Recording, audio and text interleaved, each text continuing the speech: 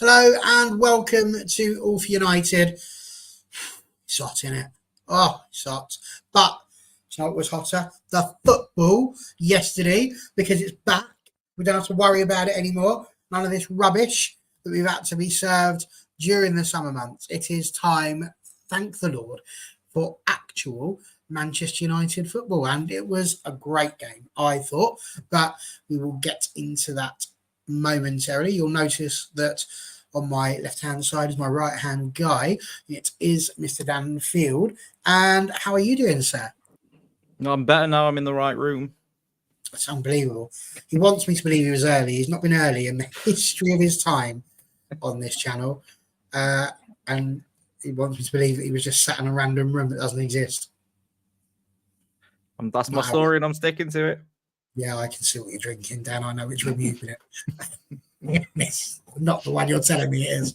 And just below us, we've got Andrew Wall, who, of course, is a season ticket holder extraordinaire and was at the game yesterday. How are you doing, sir?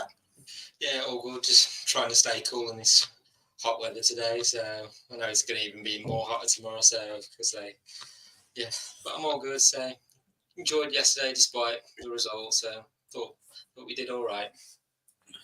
Absolutely that. Well, we've got loads to talk about. The talking points are mad. I mean, I've written down at least 10, which is quite something. But as with most reviews, I suppose we should probably kick off with the naming of the side, which I thought was an interesting one. I mean, I did a TikTok on this with my predicted 11, which I have to say, Andrew, turned out to be pretty much exactly what you'd gone for on your write-up that you were doing for Stretford Paddock. But I think the 2 points that I lost were left back and striker. Now, I genuinely thought that he would have started with Xerxes, and I also genuinely thought that we would have, having seen Harry Amas play in pre-season, see him go to left back as well, so that we have an actual named left back who is an actual left back. Now, let's just go with the defence first of all, because I think what we noticed there was that he put Martinez in at left back. Harry Maguire started, which completely foxed me. I wasn't expecting that at all. I thought he did quite well. I'm going to talk to you about that later, Andrew. But Harry Maguire in alongside Johnny Evans. So it was up there in terms of Dolly and Daisy type ages for a central defence. And then, of course, Diogo Dalot at right back. So just looking at the defensive setup with the number of people that we had out injured, Dan, what did you make of that? Because I have to say I was quite surprised. I wasn't sure if Evans would have gone to left back even. But again, naming a centre back at left back seemed like a step backwards. Yeah, I messaged in our group chat saying I can't watch this again all season with the square pegs and the round holes. I just don't get it. I really don't. I get Amas is only 17, and I get it's against Man City in the Charity Shield. Man City played plenty of youth players, so no reason why we couldn't have played him. The only thing I think is maybe he was injured, and we just don't know. But he doesn't seem that way. There's no report saying that he's injured. But for me, Amas 100% should have started at left back. I think in the first 20 minutes in particular, you could see that was an issue for us. In that position, and then obviously we'll talk about Pelistri playing right back later, which again could be perceived as an issue. But I just don't understand it, to be honest. It really foxed me when I saw the lineup that Martinez was left back as well, because we lose a lot when he's not in the centre. But we can't be running into the season with this left back right back issue again. We've got to fix it, and we've got to fix it quickly. Yeah, the defence really did throw me. Absolutely threw me. And was really shocked like you, Barry, that Maguire even started. It looked like he was struggling to be match ready. So for him to start, there was obviously a plan to take Maguire off after 60 minutes as well. So that was evident. But yeah, really foxed by that decision, to be honest. Well, as you said, Andrew, you were there. What was the talk amongst the Wembley Massive at that point as you were watching the game? Because it wasn't even, the surprises didn't end there. You know, the fact that Dalot went over to left back when Maguire came off, and then we just took Pelistri, who is, as we all know, a forward player, and he did an Anthony and went in at right back. which was a bit unusual at times there. It just seemed, again, Dan talked about square pegs, round holes, but it did again just seem like we were just tinkering with a defence that realistically didn't necessarily need tinkering with, had we just given, because we didn't have any problem giving Collier a chance. He came on, we'll talk about him in a bit, but he was happy to give him a chance, and he's been in the pre-season tour. But Amas didn't even make it on the bench. He wasn't in the squad. He was nowhere to be seen. And there was all that fanfare just beforehand about how they had been put into the first team squad on the United website and United app, but they're nowhere to be seen. I think that foxed the journalists as well. So what was going on from your point of view from the stands? Were you a little bit surprised? I think it, like you said, foxed us all that Harry Amas wasn't in the, not even in the squad or on the bench, because when the lineup came out and was like, looked down, and then we looked at the bench, it was like, well, where's our defensive cover if one of the defence has to go off or they're injured or something happens? And it was like, well, didn't hear nothing where he was injured or he was just ill. But it's just when I saw the lineup, I thought, well, trying to work out what positions they were playing in. And for me, it was like Martinez was like, oh, he must be at left back. And just before the game started, the reports were De Ligt was on his way, which I think is pretty much sure, but confirmed now as well. And it sort of kind of gave us may well hint the way Ten Hag's learning to line up the defence in the future. So Martinez has played left back while he's played for Ajax as well, but also played as a defensive midfielder. So, going forward, if De Ligt does come in officially, then you can see Martinez at left back. You could have De Ligt at right back with, De Ligt and Yoro as once he's fit as the centre back pairing. So, yeah, I was a bit surprised Harry Maguire made it because he'd been slightly injured. So I was just like, you could tell during the game, by the end, he wasn't quite matched. He wasn't, fully match fit. So, but to be fair to him, he handled Haaland really well until the time he went off as well. So, let's say defensively, reinforcements are coming. So, in terms of two new players, but it'll be an interesting decision. Ten Hag takes them now, but without Yara for like another 3 months, you think it's probably going to be De Ligt and Martinez as the centre back pairing going forward, and then Luke Shaw at left back. So it was kind of the only defence we could put out because there was not much on the bench we could cover it with. We could bring on as well. So it was just, I think Dan mentioned, the start of the match. It was like, I think for me, watching it was a bit slow and cautious from both sides. I think they didn't want. If it had been like the FA Cup final, everything would have gone full throttle. But everyone's just trying to not get another injury. Just play well, but see themselves through to the start of the season because no one wants to be out. For a long time. So it was a bit. It's only sort of after half an hour, it sort of burst into a bit more life. It did. But yeah, defensively, I think it's what it. Without Harry Amas, it is what it was. So it did well to hold City back as far as they could. I think it's one of those really weird ones. John Commode's saying hello from his shopping trip. It is one of those weird ones, I think, because while we're on the subject of the defence, we might as well talk about the news that broke just prior to the match as well. So as you mentioned, there is the rumours, the strong rumours, it appears, certainly David Ornstein seemed very sure, that Mazraoui and De Ligt were due to come from Bayern Munich to Manchester United, all dependent on the sale of Aaron Wan-Bissaka. There's been a lot of rubbish again on the internet, which is no surprise, but people not really understanding how financial fair play works and the rules under which we need to work under. And the fact that this was never going to be a case of just go out there and buy whoever you like. It's not like Fantasy Premier League where you can just pick your players. Like, the only way in which it is like it is that you've got to be within a certain budget. And if that doesn't work, then you're not allowed to do it, no matter how much you might want that particular front three.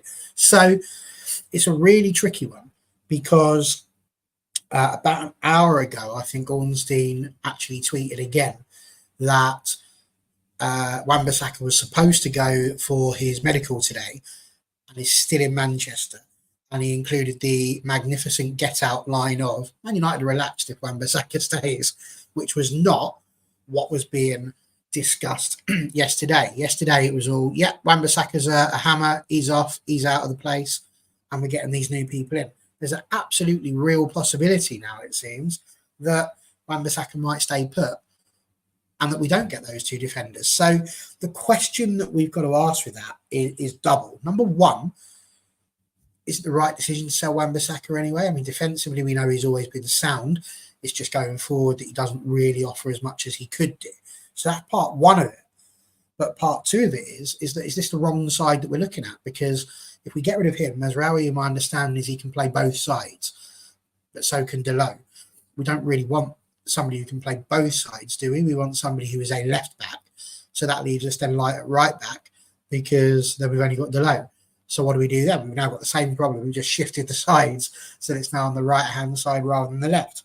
And Dan, I mean, you've put here, felt for Pellistri at right back in the second half. You starred this one. With all of that in mind and the discussion that's going on about the transfers, it's a bit of a worry, isn't it? That we still, whether we sell Wan-Bissaka or whether we don't, it's not looking good defensively prior to Fulham, is it? No, I mean, me personally, I wouldn't sell Wan-Bissaka. I've said quite often on this channel that him and Dalot are so thinly different. It's really not comparable. Like, people say that there's a huge difference between them going forward, and there isn't. It's about the same. Their output's about the same. The defensive output's about the same. They're just two decent right backs that you can swap when they're in form and when they're not in form. So I wouldn't sell Wan-Bissaka myself. It does. Beanie's put in the comments about, it sounds like Wan-Bissaka's waiting for a payoff in the region of 5 million. I thought that's all been agreed from what I read. Yeah, it was. Agreed. It's just the medical. It was all agreed. So something's gone wrong for him not to have travelled for his medical. There's obviously some issue somewhere. Rumours are that the Glazers wanted to pay it only in 10 pence coins, and he wasn't interested in it. That would not shock me. Luckily, Ineos are doing the business. I don't. I'm just confused about the whole right back, left back situation, if I'm entirely honest. Playing Pellistri at right back is something I didn't want to see. Just like playing Martinez at left back is something I didn't really want to see. It leads into the season. I genuinely will struggle if I'm going to see players in the wrong position. It means we haven't learned anything from last season. Playing a left back at left back is better than playing a centre back at left back, and playing a left back playing a right back at right back is better than playing a winger at right back. Just get a right back in that's a right back and a left back that's a left back, and play people in their actual position. We obviously will touch on Fernandes later, but it's another player that really needs to be playing in his correct position to be his best for Manchester United. And we're not seeing that. And let's be honest, this has been going on for a decade, because Wayne Rooney never got to play in his best position for the final 3 to 4 years of his career at Man United. He was shoehorned in for other players. We've got to stop doing it. We've just got to start playing players in the right place. Mazraoui, for me, and I'm not just saying this because I've been swayed by social media or whatever else, I am actually getting a little bit worried about all these Ajax players being signed. Doesn't look like a different or bright idea to me. These players have moved on from Ajax when Ten Hag was there and when he wasn't there, and etc. But is that going to work? Just signing players that you've played for you before, that it worked out then? It's not really a new idea. It's just getting the band back together. And then if it don't work for Ten Hag, are we going to then be in a position where, I suppose my point is, are we signing these players because they're what the club needs, or because they're Dutch and it's what Ten Hag wants? So that's going to be the question for me. Signing those because he knows them and he can trust them, and he doesn't feel like he can trust some of the players at United. So is it that? Does he want that foundation that he can build on? I hope so. I hope that's the reason for it, to be honest. I hope it's a full agreement between all the scouting departments, Ineos, director of football, and they're all saying De Ligt is what we need to take this team to the next level. Mazraoui is what we need to take this team to the next level. My point would be, De Ligt has not been better than Harry Maguire in the last 3 years, and Mazraoui hasn't been better than Wan-Bissaka in the last 3 years. So I don't see us signing them players as an improvement of the players they're going to replace. There might be an improvement on, say, Lindelof and not having a backup. That's a fair argument to have.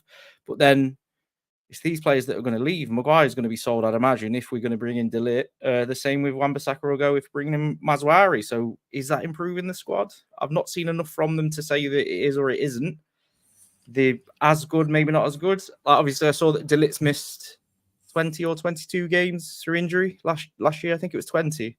And luckily, I've had a little, to be honest, I've had a little deep dive into his stats and what he would bring to the team in terms of his ability to play the ball forward. And they are actually quite impressive. So he's a lot better at receiving the ball and getting it away quickly in terms of time on the ball, etc., position. So he does look like he will be an improvement. I just hope that last season where he missed 20 games was a one-off. But I am genuinely worried about the defence. It's something we need to fix. We would have hoped through the summer it would be fixed before the first game of the season. But it looks like two players could possibly come into defence that haven't played a single game in pre-season, not been part of the squad at all, because we've not sorted it quick enough. So it is a concern. Yeah, okay. No. What about for you? Hello, what? No, I agree 100%. It's not. He's obviously a good player. I'm not saying he's not a good player. I'm just saying in the last 3 or 4 years, I'm not seeing something to suggest that it's an improvement on what we've already got. I hope it is. I hope I'm wrong. In 6 months, I hope I'm saying, wow, what a signing. I've got my reservations. Where do you stand with all this, Andrew? Because they'd be good signings. You know, they would definitely strengthen the side more than they would weaken it. But I still feel like if the crux of it is that you need to sell Aaron Wan-Bissaka in order to get in a centre back and effectively another right back, but that right back has the ability to play at left back, just like Delo, are we really that much further forward? I know that we're going to have Luke Shaw potentially. Malacia at some point has got to come back. Like, genuinely, that man has been sat. It's a bit like when you used to have Argos and you were waiting for a delivery or something from them and you're waiting for it at the back and you're waiting for that number to come up and it's been sat at almost ready for, it feels like far too long. And by now we're having to go and complain to the manager and go, what's going on? Why hasn't the number been called yet? Because that man is just, I don't know what's wrong with him or where he is. But yeah, I don't know. I just feel like you've got more chance of finding a missing person than finding him at the moment, which is really not very helpful. So what do you think about these signings? Would they help us? Are they what we need right now? Well, definitely the cavalry is arriving, so it's fair to assume after yesterday, Pellistri at right back was probably never going to be used again. So Mazraoui, it's all said to be all but completed. And even if Luke Shaw isn't fit to play against Fulham, you got Mazraoui, Martinez, and Delo, and there's plenty of options for the right and left back spots as well. So with De Ligt's arrival as well, that'll strengthen the middle of the park. So you could argue, Ten Hag's, had the worst of, this crisis, barring any more injuries. But, the argument last year is handling the team when we had a lot of injuries, was criticised, and you must like having Pellistri at right back, only reaffirmed the sentiment yesterday. And I just, when the subs was being made, obviously Harry Maguire being subbed off, that was probably expected because he was just coming back from his injury and, he's a late addition as well. So, but just having Pellistri at right back, the only thing he said it had going for him in that position because he was right-footed, and that was probably it. And he's naturally a winger, so his defensive awareness is not going to be as high as somebody who plays at right back position. And as well, he's probably not as tall as most defenders as well. So when he first came on, Pellistri, he's matched up against Doku as well. So, and Doku had already been taking on Delo a couple of times as well, and a few times he did get past him, but luckily, our defence held up. So, but then when Doku came off, you had Bernardo Silva come in. So, and when City scored the goal, he was trying to keep the ball out of the net. Well, when Silva headed it, was Pellistri. So it was just, to his credit, Pellistri, he handled himself well in the position. Just something you've probably never done before. So just a little bit, out of his depth in that position. So, it was ultimately, that goal coming from that position, it was it's almost like a matter of a when, not if. City targeted that side. So they knew they was going to get some joy. So, but yeah, on Aaron Wan-Bissaka, it's just,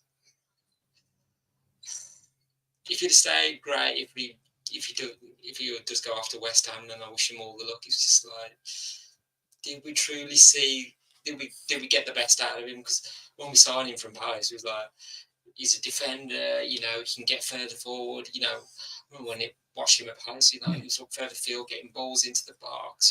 Creating assists for goals. But then when he got to United, could defend for his life, but he's just getting further forward. And I was like, you seem to get to the byline, stop and pass it, and not. I think you've got the pace to take on these players and cross the ball in. That's why sometimes I'm like shouting there, going, just cross the ball in. Somebody can get their head on it or a foot on it, and I'm just like, you don't have to slow down the game all the time. You can be quick on the ball. So, yeah, Wan-Bissaka, he's been a decent player for us, but maybe the time is for him to move on. So, only the course of the season, we'll see if it's the right decision with all the new defensive players coming in. Fair enough. So Lumber saying Onana can barely dive. I mean, I don't think his penalty save would agree with you. I can sort of, when that goal went in for City, I thought Onana's positioning, he was too far across. Yeah, and I was like, but yeah, it's one of those, And he says the ball Bernardo scored came from across from Dalot's side. It did, and it's another reason why I want and the goal they scored, like last season, most of our goals we conceded were from cutbacks. It was across this, we certainly restricted. We haven't conceded the usual goal, which we did. I mean, that is taking positivity to a level that not even I've managed to do, but that's pretty impressive. Well done there, Mr. Wall. What we'll say here, Onana and the so-called risk he'll be taking, I'm more worried. What do you mean by that? Great question. We discussed this last week's show.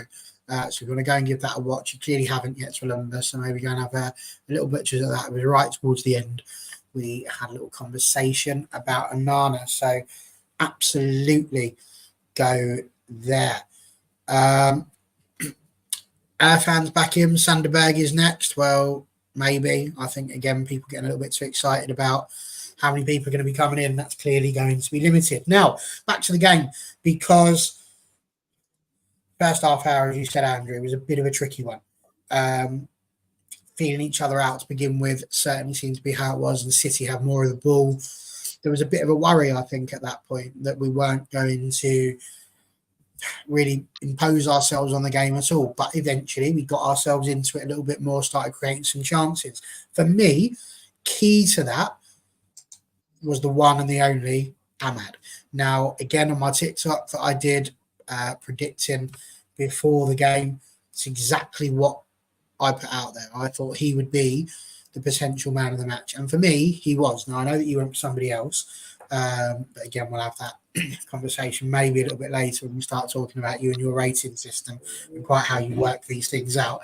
But Amad Diallo, like that man, it's got to be the starting person in that right-hand side role, surely. But then, Ahmad had a frustrating campaign last season, because Ten Hag preferred Anthony and Garnacho, so he was left on the sidelines. But he's shown good promise in the pre-season. So it was fair that he got handed a starting berth against City. So, and he looked absolutely terrific. He did. So every time the ball was passed him on the right side, he was anticipating something's going to happen here. It just, even when I think it was after 30 minutes where we had sparked into life, and then Ahmad had a few good chances, and then just that third one where it was that lovely move between Casemiro, Bruno, and Ahmad, and when he got into one, then squared it across the box. But maybe he should have took the shot, but he squared it across Mason Mount. Some reason couldn't get on the end. See, I like that, because the number of times we were talking about Højlund not getting the ball because you had Rashford taking shots and those sort of arguments, we can't have it both ways, can we? This was a guy who decided to put that ball across and just wow, like thinking about other people. Yes, it might have been nice if he'd have had a shot, but if he shoots and misses, then everybody goes, "Oh, Mount was getting a good position there." So yeah, it's one of those, isn't it? Swings and roundabouts on, Absolutely. But as I say, but that's where the threat was coming more the right hand side. So every time, say he was getting on the ball, and so after 30 minutes, once we started to take it to sit in by the end of the first half, even though we hadn't scored, felt like we were in the ascendancy. So it was like just nice to say it wasn't City on top. We was like we could go in. 10 hours probably saying in the dressing room, just need to go a bit more of the same, and we should get something out of this. But yeah, it's going to be interesting who 10R decides to put on that right side, because you didn't seem convinced when I said it. But I was expecting absolutely Barry. If he's not the first name on the team sheet, I don't know what's going on. Instead, you're like, it's because you're a bit like when I go to the garage. That's going to cost. Not sure about that. Might need a new fan belt. Oh, governor, yeah, needs one of them. Yes, that's what you sound like at the minute. What's cracking? Why are you not convinced?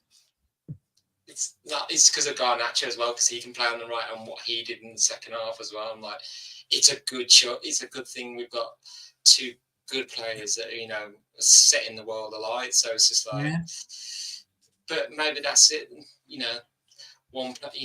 You can have that rotation, so both players don't get that burnout. I think Garnacho, I can't remember how many games he played last season, but he played a lot, and you just thought he's going to get that burnout. But that's where the rotation comes in. You want two players for every position, so it could work out well for both, and they're both going to get their game time. And if one's sitting on the bench, and we need to bring, like we did yesterday, bring one on and make an impact, well, it's a good thing.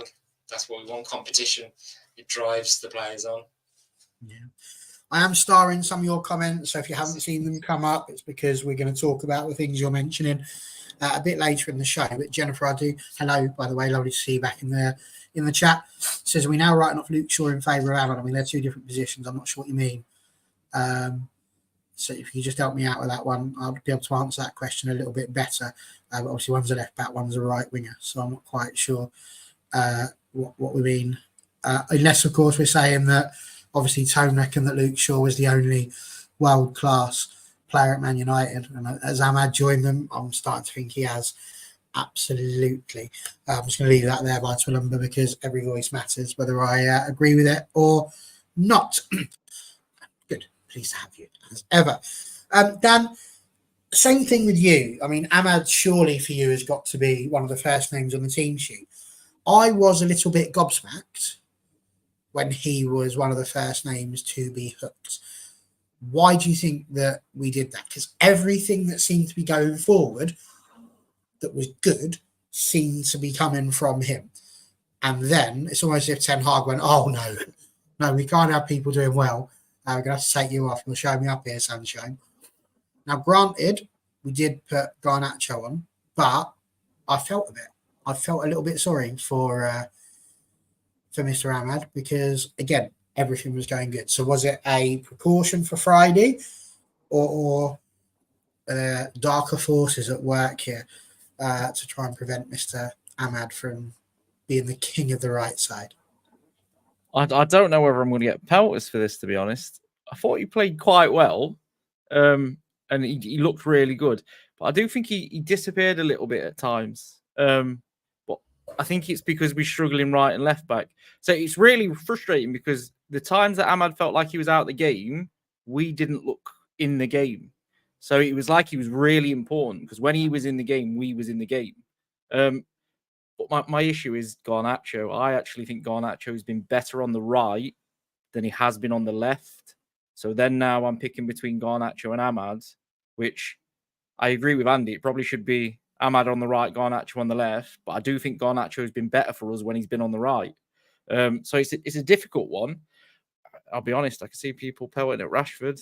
I thought he had a good game, and I reckon that's what I might get pelters for. He was in the right positions. Yes, he missed some chances and he should have scored. I'm not saying he shouldn't have scored, but he actually played quite well. He was helping defensively. He was useful in attack. He hit the post when he should have scored. I get that, and he missed the big chances, but he was there for the big chances. Like Mount should have got on the end of Ahmad's ball, but didn't.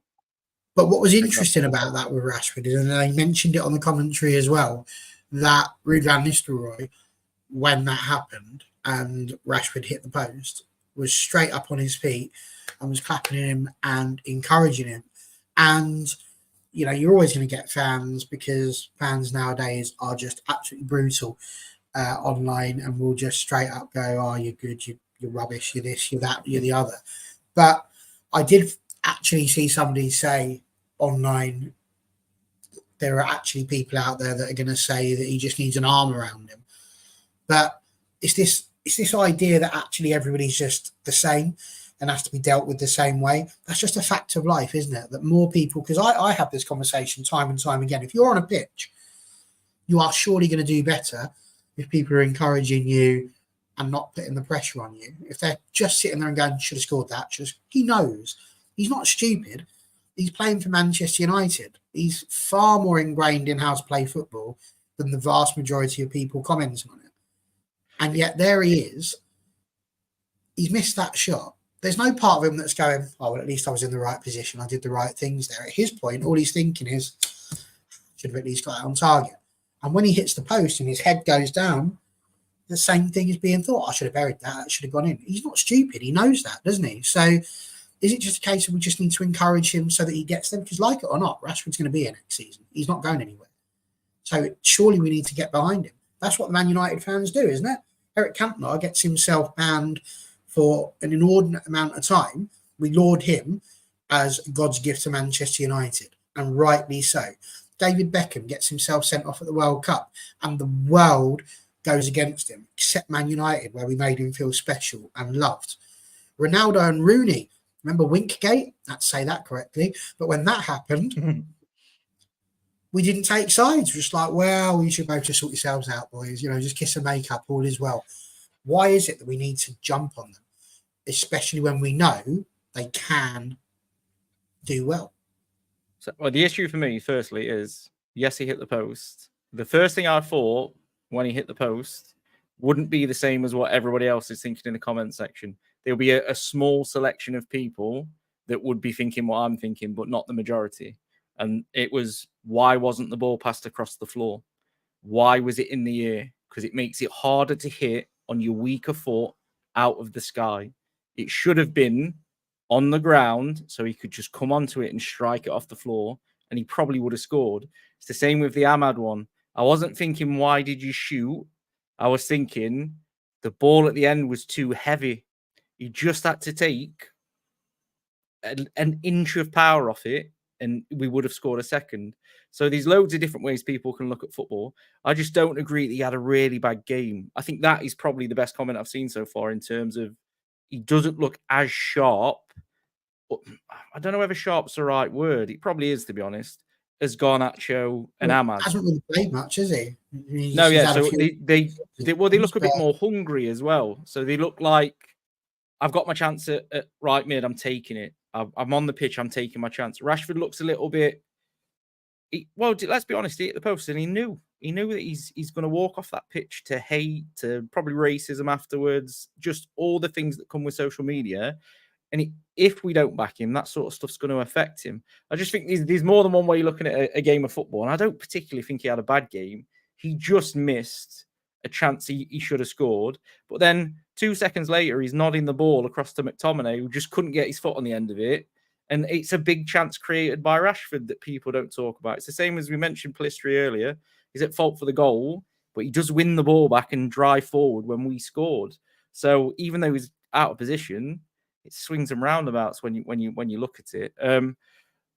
It's just for me. Ahmad and Garnacho look like they're going to be the future of the club going forward. I do think there is an argument that Garnacho is still young enough that he could be described as like a talent from the bench. But if we're talking about Friday in particular, I agree with Beanie. It's Ahmad on the right, Garnacho on the left. And it should be on form and what people are doing on the football pitch right now. And they both look so much sharper than Sancho, Rashford. But for me, it's a cracking problem to have at the minute. We've got 3 wingers there that easily could start. If Rashford can find a bit of form, even better. And then Sancho's still up in the air for me a little bit. He doesn't look comfortable in my United shirt for some reason. That just doesn't seem to fit him. But yes, it's a nice problem to have. But I would go with Ahmad and Garnacho for the first game of the season. Just raw talent at Old Trafford to get us off our seats. So definitely. Yeah, I think I agree. And again, Swillenberg, I mean, we're going to have words again, Sunshine. It's not about special treatment. It's about understanding people react differently. And if you haven't yet worked that out, then I don't really know what to say to you. But I do need to talk to you about this because you put here, get behind him, then I'll get behind Anthony. Look, I agree. If Anthony is here next season, then we're going to have to. If he's going to play the game, people will get behind Anthony. That is the right thing to do because he's going to be here until at least January. So if that's the case, we've got to get behind the player. We're not helping ourselves by constantly denigrating these players. And I just want to call you up on this one. All of those things have one thing in common. They are English. Yes, indeed. Eric Cantona, that most famous of English people.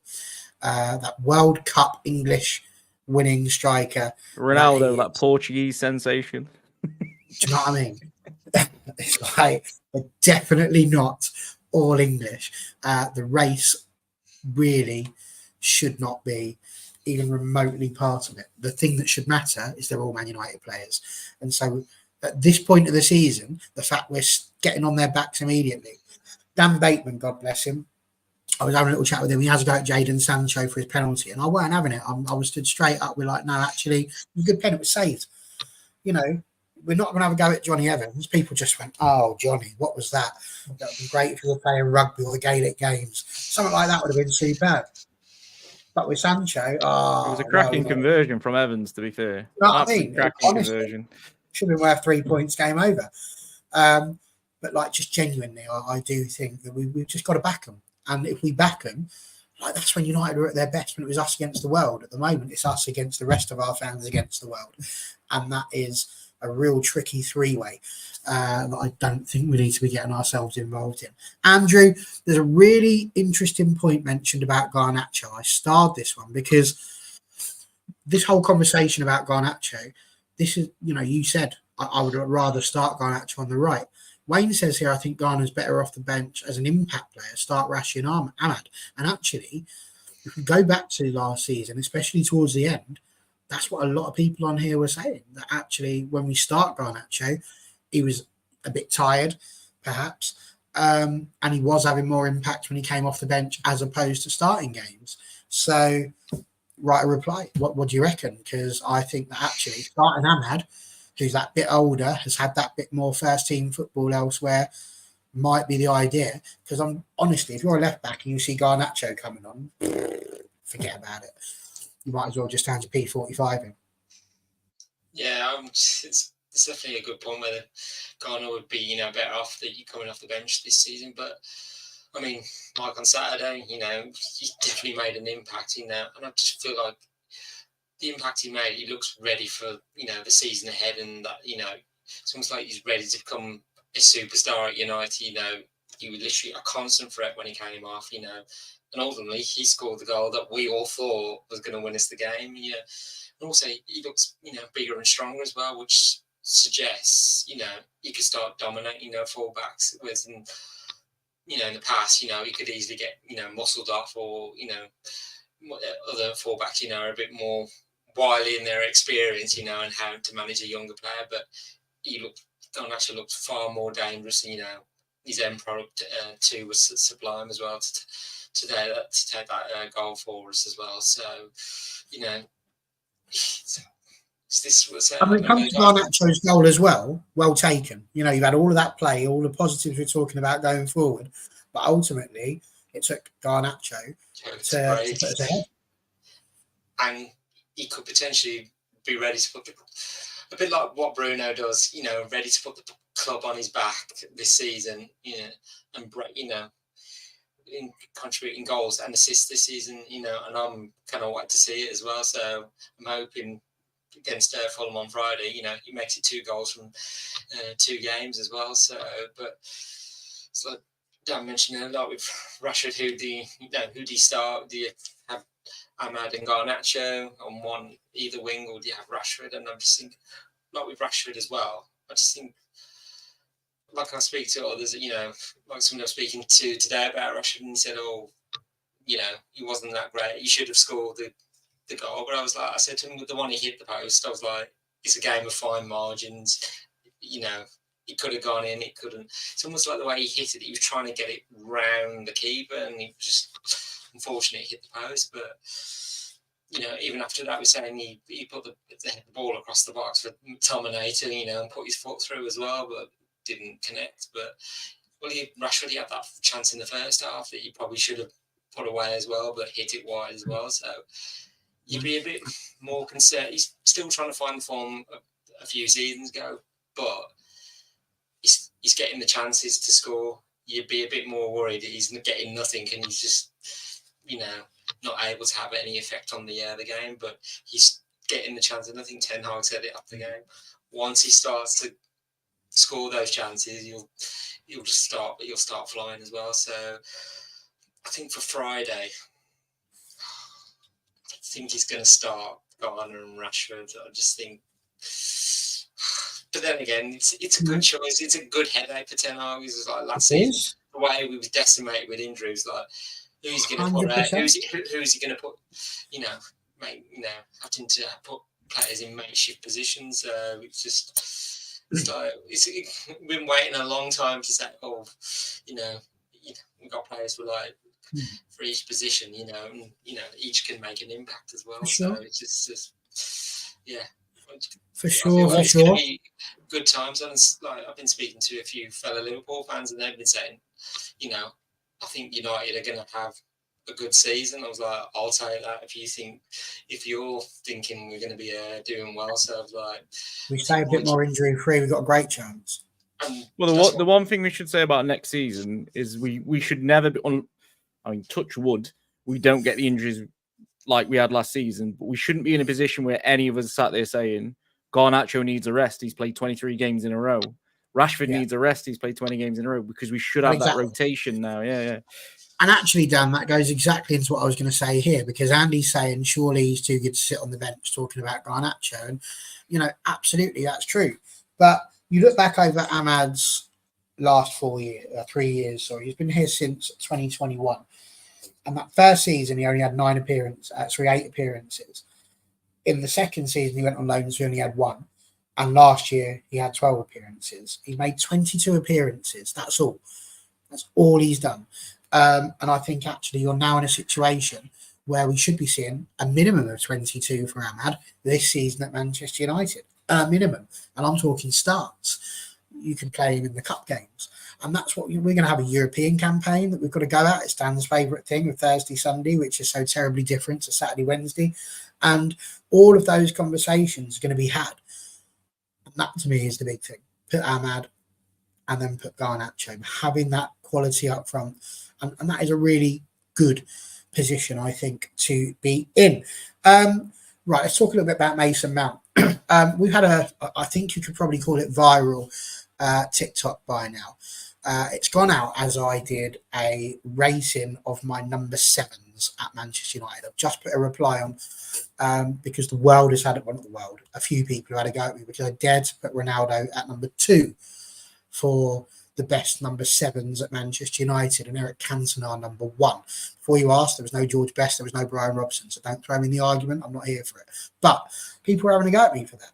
Now, Mason Mount was one of the number 7s that was on the list. Now, just so you're aware, he went number 10 purely because we've not seen enough of him to dare put him in any list involving a number 7. Now, 22, NT. Number 7, Mason Mount. I can only name one thing really that happened in the game yesterday, and that was not scoring.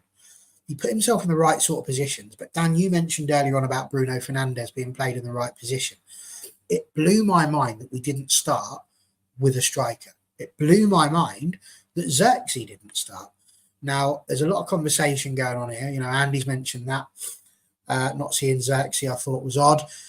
With us not playing a striker. Swalumba even said, surely we could have given Xerxes 5 minutes at least. And I agree with that. But Wayne Davis comes in, Xerxes isn't match fit. He had like a minute in the Euros. So Andy quite rightly says you put him in a friendly then, wouldn't you? It's a good opportunity to get some minutes underneath. And I can't disagree with the logic. It's sound. When you look at that whole forward line, which we haven't really had a huge amount to talk about, that's crazy that we didn't give Xerxes any minutes whatsoever. And we're playing with that false nine. And when you look at what Ahmad did, the balls that were being cut back, we have a striker. You put a Hoyland, I know that he couldn't play, he was injured. You put a Xerxes in there, even Rashford maybe to a degree as the person up top. You just feel like we would have had the opportunity. There were a few crosses that came in that, again, had we had a centre forward, you would have thought would have taken that gamble at the far post, for example, and tried to get the ball in.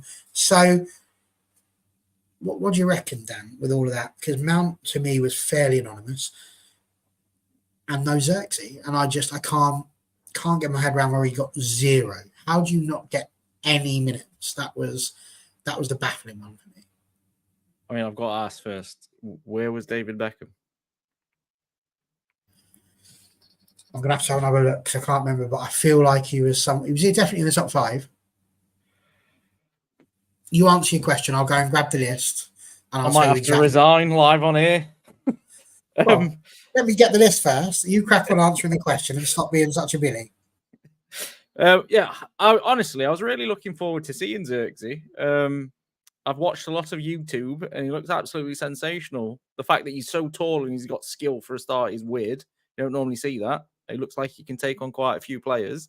So I was really, really looking forward to seeing him. So honestly, I was a bit baffled because my argument to this would be if he wasn't fit to play, shouldn't have been on the bench or shouldn't have been named if he's not fit for the minutes. So he was obviously fit to play, so he probably should have got some minutes. I'm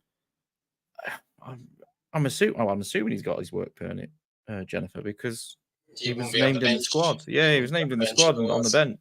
So yeah, I'm assuming he's got it. So yeah, I'm just I've just seen NT's reply. I agree. I mean, I'd go as far as saying 1, but listen, I'm going to get there. All right? I'll get there. Just answer the bleeding question, boy. Yeah. So I was really disappointed. Makes no sense to me why we didn't see Xerxes. Mount's just one of them. He seems like a horse for course sort of a player at the minute for us. Did we pay £60 million for him? I'm very confused why we paid £60 million for someone that's a horse for a course kind of player. We stuck him up front with Fernandes because he runs a lot, but I don't understand what he's actually bringing to Manchester United. So it seems like we've paid for a player that we might not get the best out of because we've got better players in his position. So he's sort of been shorned into where it might fit because we didn't have a centre forward, etc. But I don't think he played poor. He did what he was asked to do, which was cover a lot of ground, and because City passed the ball a lot. So I can see why he was in the squad. Just be interesting to see what Mount's best position is for Man United this season. I wouldn't be able to say off the top of my head where he's even going to play this season, to be honest. So it's a bit of a strange one for me. I thought it was strange when we signed him. So I don't find it any less strange now. Interesting. Okay. Andy says nobody is happy with these things. Well, that's not true, Andy. The number of people that I've got with perfect list, top notch, spot on. You know, honestly, there's only about 3 people in there that have gone mental. There's going to be 4 when this finishes. About not putting Ronaldo in the TikTok generation. Exactly. Wayne, just pointing this out to you, we did talk about Amas right at the very beginning of the show. So if you've missed that bit, just go back and we'll talk a little bit there. We all agreed about Amas. We mentioned that and we're very much on your side. Now, NT, this is outrageous from you. But anyway, I've found it. There it is. Look. So I can confirm. I'm just going to try and see them from the pictures. They're very small. But I put Mason Mount at number 10, naturally, because he's not spent enough time. That is Memphis. Is that Memphis? Oh my God!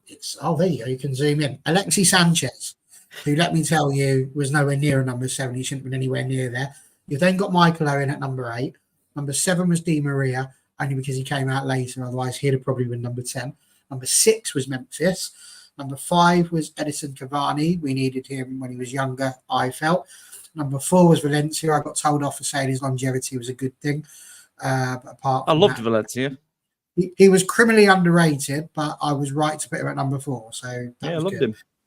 I can confirm that number 3 was David Beckham, which is where I thought I'd put him, but I didn't want to commit to that and then have to tell you I put him down further. Number 2 was Ronaldo, and number 1 was Eric Cantona. So Yeah, I can't argue. Subscribe. Yeah, can't argue with that, to be fair. Of course you can, Yeah. because it's the factually correct list. So there you go. So we all love Valencia. We did, but he's not a 7 in there. If you were told, list me 5 number 7s at Manchester United, Valencia's not getting your top 5 there. It's not happening. Let's try it. Andrew, name me 5 number 7s at Manchester United. Who are the first 5 that come to your list? Well, this man on the t-shirt, Eric Cantona, he'd been my number Cantona. 1. Ronaldo. Best, Beckham. Best, Beckham. Robson. Tries. I'm amazed you haven't said Robson, considering you went right up the guy's backside. I'm trying not to say his name. How you not mentioned him? God only knows. Trying not to say his name. So there Because you I go. knew you'd go down that route. So it was like, Good. it was a car crash waiting to happen. There you go. Talk to me about Xerxes, Andrew. Were the natives restless when they found out that Xerxes wasn't getting any minutes? Because I'm with Beanie. I think that man 100% deserved, even if it's just 10 minutes. Why is he not being brought on for a little bit at the end of a game? We've just scored. We bring on Sancho. Why not Xerxes? Why not give him that chance? So no, I think he'd been training the whole week anyway, but was a surprise. The question mark: would Ten Hag decide to start him or maybe bring him off the bench? And I don't know when Garnacho scored. I think it was about 10 minutes left, and I don't know whether Ten Hag was in more of a defensive-minded way and going, I think we can, because up until that point we had defended City, defended well against them. I don't know whether he was in that mindset to, not, bring them off the bench. And I just saw when City scored, I think we had about 5 or 6 more minutes left, and I thought just maybe throw him on and let's go and catch a winner for it. And I thought he'd be the perfect person to come on and start his debut at United with a winning goal. And I just thought that's one thing I can question Ten Hag about. Was just like, but maybe he was thinking don't want to bring him on, and then he unfortunately you say he picked up an injury, or because he's only just training and he's not like fully match fit. And it's one of those. And I'm just thinking maybe Ten Hag was caught in 2 minds. I just thought we'd scored. Do we really need to bring him onto the pitch? We can see this out, and then after they scored, would he have enough time to make an impact? I don't know, but hopefully, we get to see him maybe start against Fulham, see what he's made of as well. So, yeah, and just on your points about Mason Mount, I think, a bit like Ahmad, at times it was frustrating for him last season. He had a plethora of injuries. It was just seems like his season never really got going at all. So I think for this season for Mason Mount, he's got a clean slate. So I mean, some of the performances he's put in pre-season have been good. So I think it was during the game against City, and there's that link-up play with, Casemiro, Bruno, and Ahmed. He didn't, get on the end of it, but at least he's trying to get into those positions. So, but this could be an important season for Mason Mount. So it's just hit the ground running and show what you're made of, because we know what he could do when he was at Chelsea. So that's what we want to see at United. That's why we forked out, nearly 60 million for him. I think I tend to agree. Same thing for Fulham, I think, is a bit of a weird one if that's what is going on. There was a lot of chat about Bruno Fernandes, Dan. Tulumba saying he didn't think he had seen much of him prior to the goal. Obviously, there was also the mention of Casemiro being done by the same guy. So, tricky one in the midfield, but Collier obviously gets a debut, which is great news. This is what I mean. You see, we'll bring on a youngster we had a little bit of pre-season time, but we won't bring on a new signing. But he's done that. Bruno Fernandes, I thought, had a good game. Scores an absolute screamer, by the way.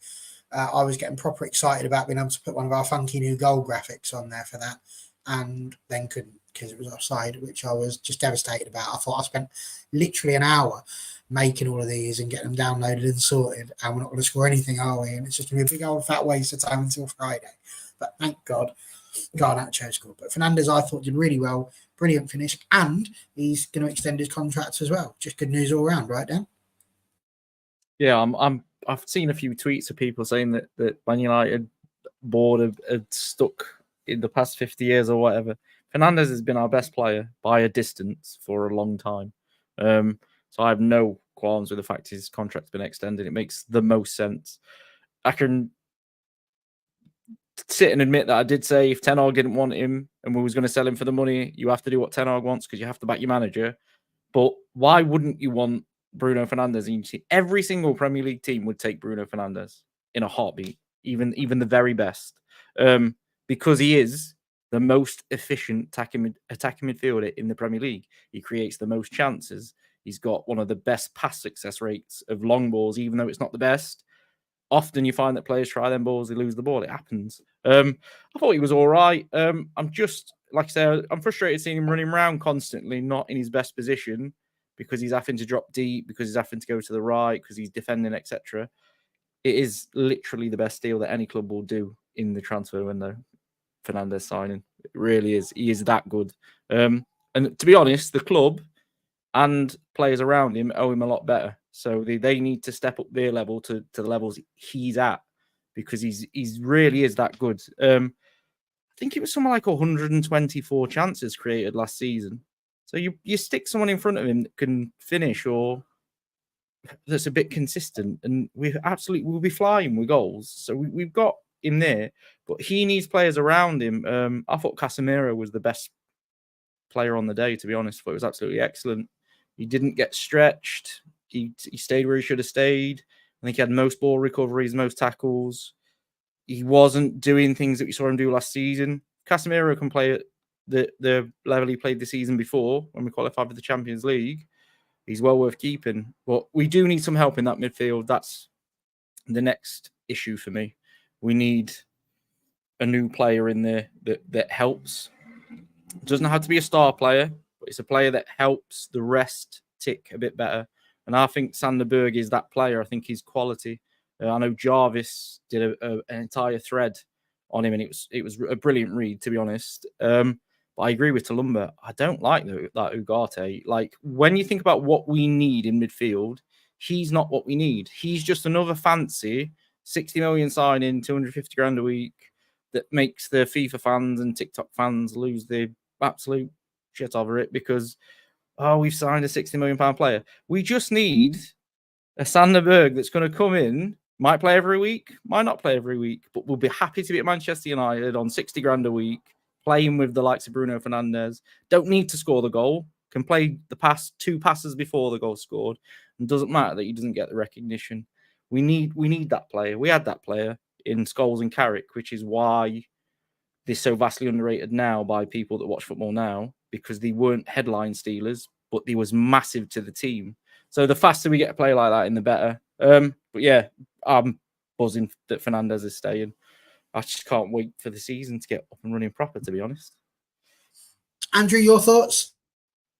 Yeah, I mean, just during the game, Fernandes, I mean, he started off slowly, but probably as did the rest of the team. And City, were just putting the squeeze on us, and they were keeping us in our own half. I know at times we probably had the ball, but we couldn't really get it further forward. But as I said earlier, after the half-hour mark, we grew into the game. And that was courtesy of, Ahmad's efforts as well, getting us going. But Bruno started to come alive as well, So he's playing higher up in the pitch, but he kind of wasn't in a set position, and that's where his game intelligence, his awareness, positional awareness comes shining through as well, because he'll take up some dangerous positions, and he did test the City defence as well by he took some good few shots from near the edge of the box, and popping balls between the lines that unsettled their defence. So I think the false nine role, which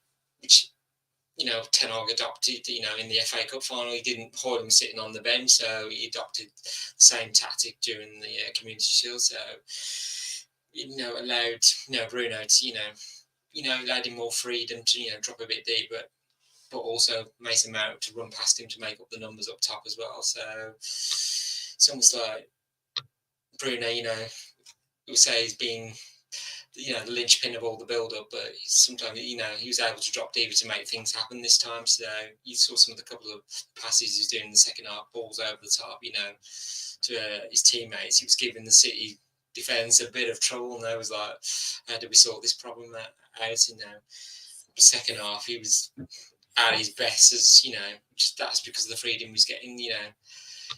Bruno can be like gung ho, and which is but and sometimes that may take he's understanding the game away from him, but when he's playing up higher up the pitch, with that freedom, I think going forward that's going to unleash the best version of Bruno.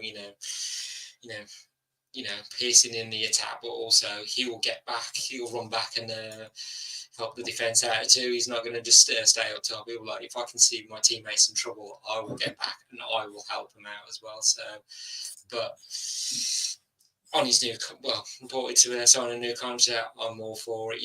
He's always said committed to the club, and you want to know what the club, with Sir Jim knowing that I want to see, I want to start winning more things. I want to,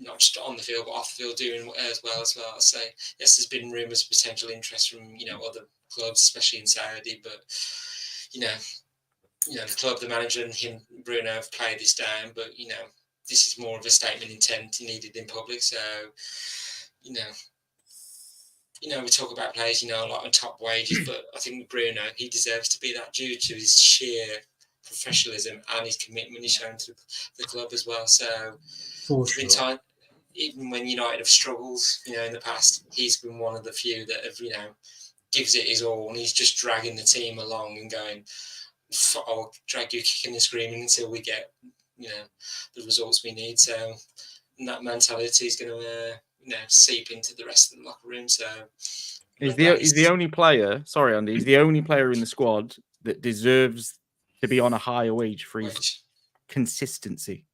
No player is putting up the numbers and performances he is consistently to be on them wages. That would be the argument for Rashford not being on them wages. Did it for one season, then drops off. Does it for another, then drops off. Fernandes is the same. It's everybody else around him that's indifferent. He's always the same. Yeah. It's a bit like De Gea for 5 or 6 years. He was always the best player.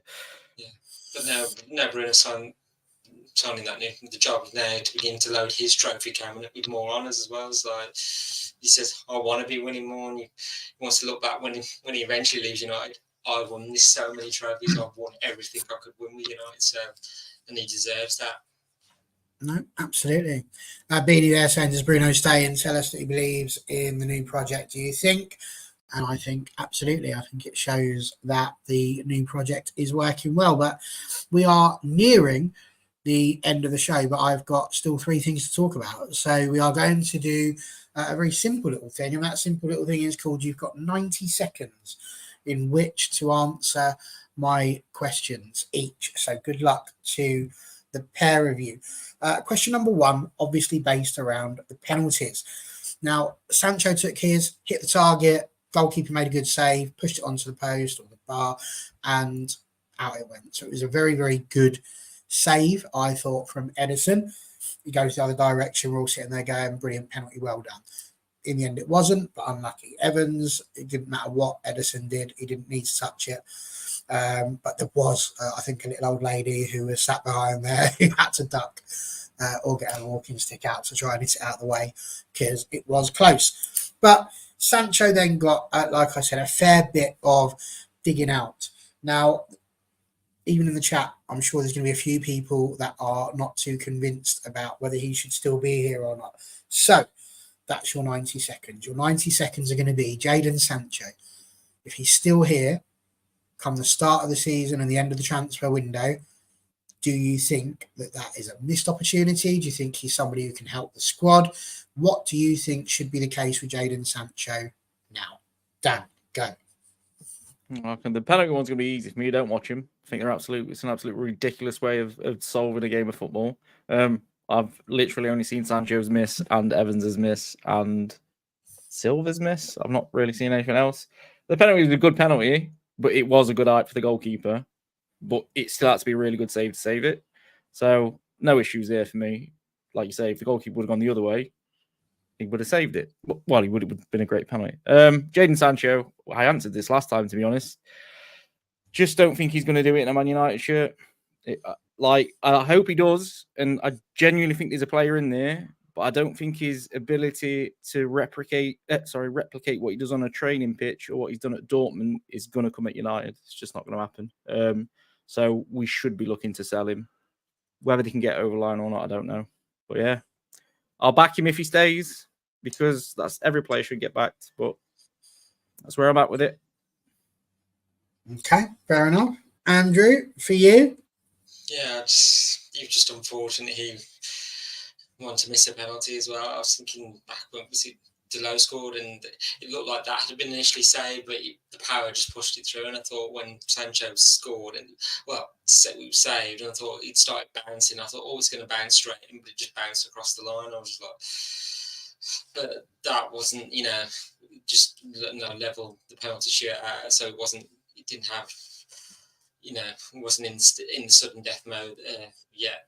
Then it's just, but in terms of his future at the club, I'm just thinking the players they're ahead of him, like Garnacho, Ahmad, those that are coming through. I'm just like, if he stays, is he going to be starting in the starting 11? I don't see it. I think he's going to be more coming off the bench. I know in pre-season he was starting games, but I'm just like, I don't see it come the start of the season. So it depends. I know him and Ten Hag are made up, but we wanted to play get some game time. So I honestly don't know whether he'll be with us at by the end of the transfer window. I don't know. If he stays, he stays. So he will be a useful player to have. Okay, well done. Very good. You both kept in the time limit. Good job. Well played. Can I just make one more point really quickly? No, because you only had 90 seconds and you didn't use them. But Jennifer said something there, and it made my brain click into gear. Unacceptable behaviour. What's she put? Let's have a look. So Jennifer has put, Sancho needs to score 30 goals before Christmas before he gets my backing. Well, you only used a minute, Dan, so you've got 30 seconds. Go. So the point I was going to make is, if you look at social media, the reaction to Johnny Evans missing his penalty was any words of blah blah for Johnny Evans, like support, etc. Jadon Sancho, people were then trying to say that the last penalty he took at Wembley he missed, which is not true. He scored against Brighton to send us through to the final FA Cup that we won. So it's the perception, is what I'm saying. People are so easy to get onto Sancho, but not Evans, and it's the perception. It must weigh on the players.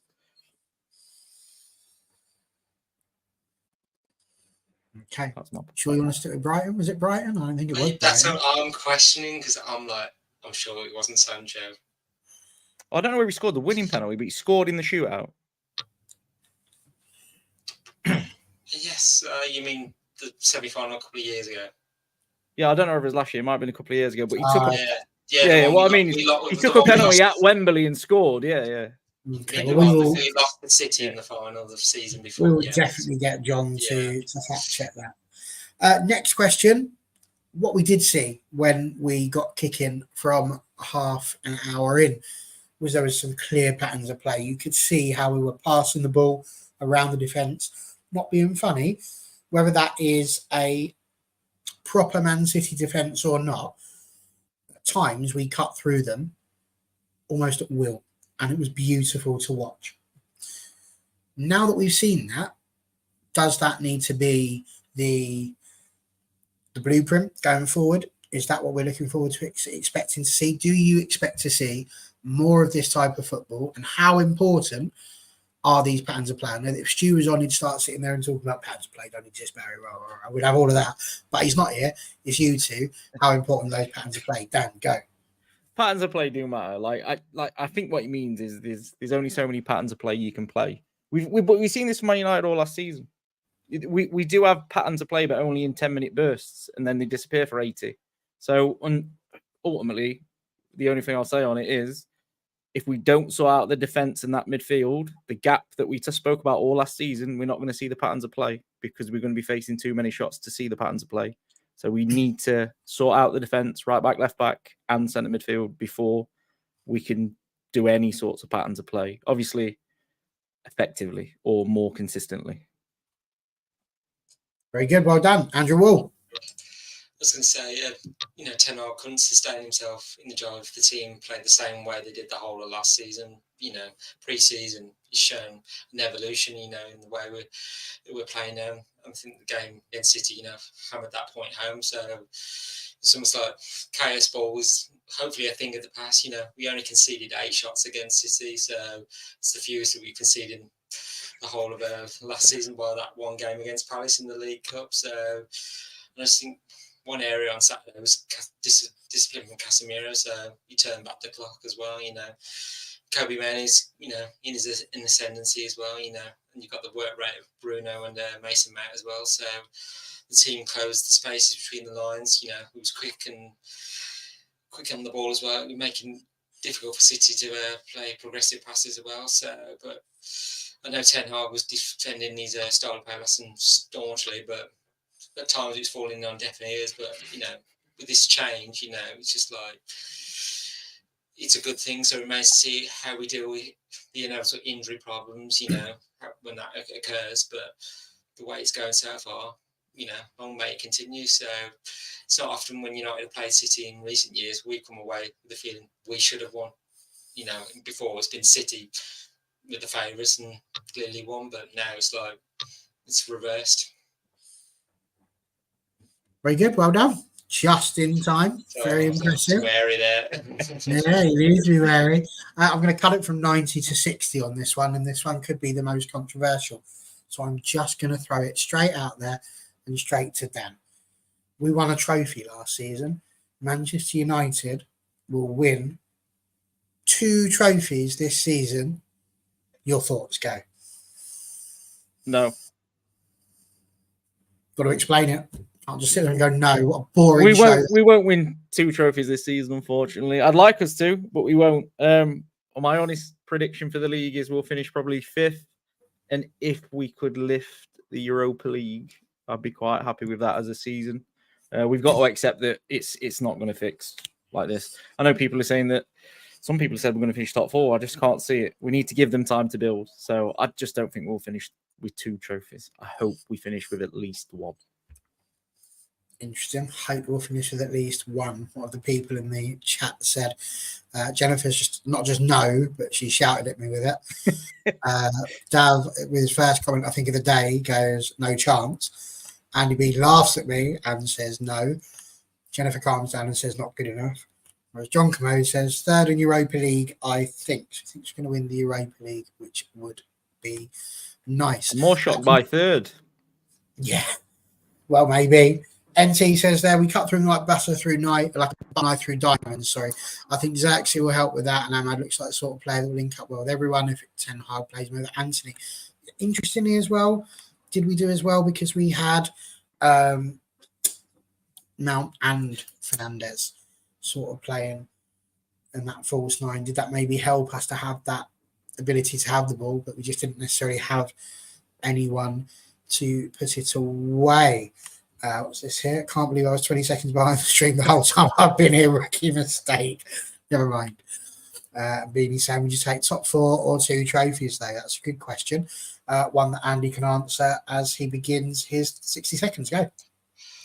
If we were to win 2 trophies in the next season, I think the most likely, if it was to be the case, it'd probably be the Europa League and the League Cup. And I just think, after leaving Wembley yesterday, I thought maybe see you again in February, which is when the League Cup final is. So it'd be nice to have another trip to Wembley. So not 2 trophies, 3, maybe 4. We're in the Premier League, the FA Cup, Europa League and League Cup. Do it all, but yeah,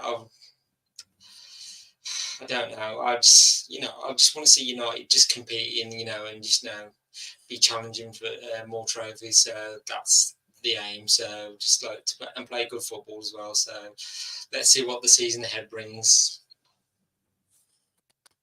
Very good.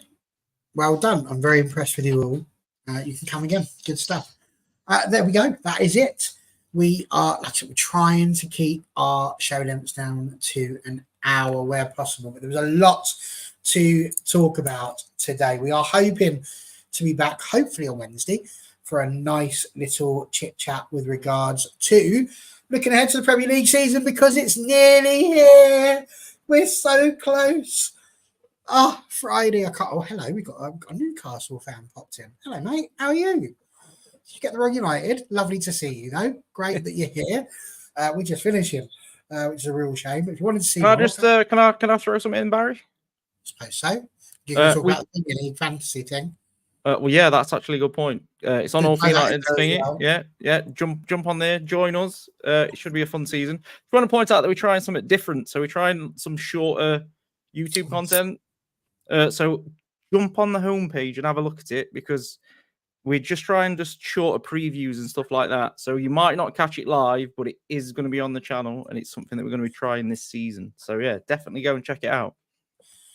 You're right. And it was, do you know what? It was a very, very interesting thing that we tried to do. It's not necessarily the format we'd normally do. I'm thinking it will probably be three of us, a United fan, the opposition fan, and then me or Dan perhaps sat in the middle, reffing it. But I do think, thank you, Andy, very nice of you to say so. It's a bit tricky. What we don't want under any circumstances is for us just to invite the opposition fan on, and then it to just be, let's interview the opposition fan, because that's not really anything to do with Man United then, is it? So I hope we got the balance right on that preview. That's what we were trying to look for. But obviously we are also looking for getting a Fulham fan in for the preview as well. So that one might go on a bit longer. We bring her in just towards the end. I'm saying her because I'm hoping that Sarah's going to come back, and hopefully we're down there as well.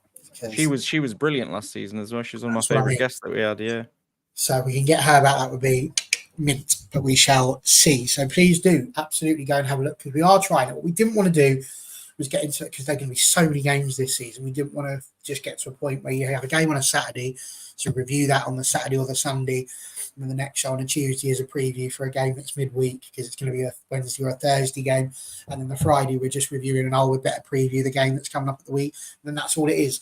So we want to kind of have the chance to put out some different content for you this year. Hopefully you're seeing a few changes. If you get yourself over on Twitter, we had nice little goal graphics that were going on. We tweeted out the team with what I thought was quite a nice bit of digital artwork, which I gave a lot of time over to having a go at as well. So please do get yourself onto all of our social media platforms. Twitter, obviously, at All for United. TikTok, at All for United. And Instagram, where you'll get to see lots of Andrew Wall's photos that he takes when he goes off to these places. We certainly added some not so long ago. When was that? Yesterday, I added them. So do make sure that you are on those as well. At All for United. It's almost like that's the name, right? So get yourself on there, subscribe, like, follow, do all the things you're supposed to do, share them, get more people to come in. We are desperate to get live on TikTok. We are about 74 last time I checked, away from 800. That's what we need to get to. If we can do that, we can start doing some lives immediately after these football matches and get some emotional responses immediately. And then save this for what we like to call the calm, sensible headed conversation, because that's what it should be. Andrew, pleasure to have you back on again, sir. Are you at Old Trafford for the opening game of the season, or is that a stupid question? Of course he is. Yes, of course I am. And in my new seat as well. So behind the tunnel, so in the Stratford end. That's, you know what? That is a great question, and I'm going to extend this by an extra 60 seconds for you each, because I got myself into a tiny bit of Twitter beef with a gentleman online who got a little bit moody that Man United were spending money on a tunnel and not spending money on players. Now, I think that must have cost thousands, maybe hundreds of thousands, but thousands to make that tunnel look decent. When you consider the amount of water damage there was for that tunnel and nearby, and the amount of leakage there was, and the fact that you could still see the chuffing steps as you walked in, now looks really, really nice. So, with the news that we're going to get a £2 billion stadium 5 years in the future or whatever, do you not think, Dan and Andrew, again, I'll give you 60 seconds each on this one, that was a good decision, wasn't it? Make the tunnel look good. There's lots of history within the tunnel with the way they've done those things. It's nicely cased in. There's not going to be any dramas of the poor little loves getting water leaking on them as they're walking down. It looks like maybe not necessarily intimidating, but it looks more like you are at Old Trafford and in a situation where you know where you are. So what do you reckon? Was it worth it? Was it a waste of money and we should have used it for a couple of weeks' wages for some of the players? Dan? Oh, it's absolutely worth it. I think people are getting confused at when we get in the new stadium. It's like they think it's going to auto-erect just and it's built. It's going to take 10 years, 5-10 years. Probably take 4 years to get permission and stuff like that. So it makes perfect sense to me. It needed to be renovated. The youth team and the women teams are going to use the stadium afterwards, so it's perfect for them to have it as well. So I've got no qualms with that whatsoever. I think it looks amazing too. Very good. Andrew? Yeah, I was gonna say it's well worth the money being. That's what we need to just, make these improvements to the current stadium as well. I'm just like, well, I think the way it's been done, I just think it's to remind the players who they're playing for, and it's to remind the opposition who they're playing against. You always say it in the past, it was like the opposition, they were beating in the tunnel, so it's just trying to get that fear factor back, and just like we want to make sure the teams, the opponents are coming out going, we're not going to get much out of here, and that's what I feel like it should remind everybody of. Absolutely spot on. Couldn't agree more. Thank you again for coming on. Much appreciated. Dan, thank you for coming along as well. Andrew, last word for you. You did a preview and you did a review. Where can people find your, I have to say, inane ramblings, because I have no idea how you gave Harry Maguire a 5.5. That felt so harsh. Get him off! During the Get match. him off! I remember tweeting during the match, Harry Maguire doing his best Gandalf, you shall not pass. And that first half, I thought he was a rock, an absolute rock. But you thought he must have been the rock because it was rock bottom. Clearly, only 5.5. Now, there were a few fives, to be fair. So he wasn't the worst one, but how did you get to 5.5? I didn't want to over, with the ratings go too high and then be too. I'd say Harry. I just think it wasn't fully match fit. And to be fair, as I said earlier, he handled Haaland really well. So I just think there's more to come from Harry as well. But I'm just thinking with the cavalry coming in as well, I'm just thinking. He was a tired rock. Tired rock, yeah. It's not quite. So, if people wanted to go in there and point at laugh at your ratings, whereabouts would people need to go for this? You can find them on the Stretford Paddock website. So yeah, you can find my ramblings on there. Big love to Stretford Paddock. Lots of love for them. So thank you once again, Andrew. Thank you once again, Dan. Thank you once again in the chat. If you haven't already, like and subscribe. And if you have liked and subscribed, thank you very much. We appreciate it.